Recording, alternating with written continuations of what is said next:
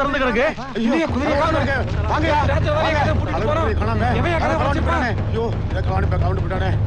எப்படியா திருவிழா நடத்துறது? அப்படியா? ஆத்தா கொஞ்சம் உள்ள போ.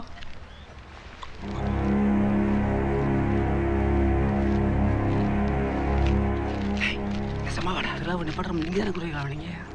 நான் எப்போ குதிரை கிளவன்ட்டேன்? அப்ப நீங்க இல்லைன்னா வேற யாரு? எப்படியோட நான் கும்புற சாமி எனக்கு ஒரு நல்ல வழியை காமிச்சிருச்சுடா. இதை வச்சு வர எலெக்ஷன்ல பெருமாளை எப்படியா தோக்கடிச்சிருவோம்டா. நினைச்சு பார்க்கவே முடியலையே. படுவாங்க அங்கங்கே கை வச்சு கடைசியில் நம்ம சாமி வாகனத்திலே கை வச்சுட்டானே.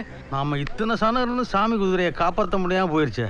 எது ஏலூர் சனத்தையும் சாமி தான் காக்கும்னு நீங்க தான் சொன்னீங்க. இப்போ என்னமோ மாத்தி பேசுறீங்க. சாமி நம்மளையே கவனிச்சுட்டு குதிரை அசால்ட்டு விட்டுருச்சு மாப்ள. அட சும்மா இருங்கப்பா, இங்க என்ன நடக்குது தெரியாம நீங்க வாட்டுக்கு பேசிட்டு இருக்கீங்க. அட விடுங்கப்பா, இளந்தாரி இப்போ ஏதோ பேசிக்கிட்டு இருக்காங்கன்னு. சரி வாத்தியாரையா, நீங்க படிச்சவரு, நீங்களே ஒரு யோசனை சொல்லுங்க.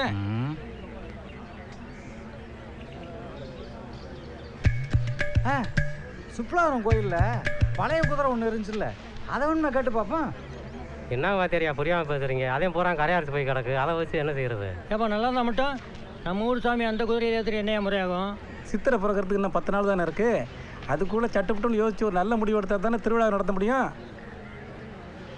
அழகர் மேலே பாரத்தை போட்டு பேசாம சாமியை மட்டும் சப்பரத்தில் வச்சு கொண்டாடுவோமா? யோ வாத்தியே, குதிரை இல்லாம ஊர்வலம் போனா அது அழகரே கிடையாது. வாத்தியார, அவன் சொல்றதும் சரிதான். மைனர் புல்லட்ல வராம நடந்து வந்தாருன்னா மைனருங்க மரியாதை கொடுப்பீங்களா? ஐயோ, இங்கே பெரிய பிரச்சனையா கிடக்குது. யாராவது ஒரு நல்ல யோசனை சொல்றதை விட்டுவிட்டு. பிரசிடண்ட் ஐயா, பேசாம புதுசா ஒரு குதிரை செஞ்சிருவோம். என்னப்பா லூசு மாதிரி வச்சுக்கிட்டு புதுசா செய்யற ஜாமீன் விருது ஆகி போயிருமா? சார், பேசாம குதிரை காணா போச்சுன்னு போலீஸ் ஸ்டேஷன்ல ஒரு கம்ப்ளைண்ட் கொடுங்க. ஸ்ரீரங்கம் சொல்றதா நல்லதுன்னு படுத்து போய். அது மட்டும் பத்தாது, நல்ல நேரமா பார்த்து குறி கேட்கணும். அதுவும் சரிதான். ஒரு நல்ல நாளா பார்த்து கூட இங்க கூப்பிட்டு குறி கேட்டா இன்னாரும் சரியா சொல்லிடுவார்ல. அதெல்லாம் சரிப்பட்டு வராதுங்க. போடாங்க உள்ளூர்காரன், நாளைக்கு ஏதாவது பிரச்சனை வந்துட போகுது. எனக்கு ஒரு யோசனைப்பா. பேசாம மலையாள மந்திர கூட்டியாந்து வெத்திலையில மை போட்டு பார்த்தா கரெக்டா சொல்லிடுவானாப்பா. அதுவும் சார் தான், உள்ளூர் கொடாங்க இதில் சம்மந்தப்படுத்துறதுனால ஏதாவது பிரச்சனைகள் வரும்பா. ஆமாம் ஆமாம், கோடாங்க ஏதாவது அடிச்சு விட்டு அது தப்பாயிருச்சுன்னா நாளை பண்ண அவனால் பொய் சொல்லி பழைக்க முடியாதுல்ல.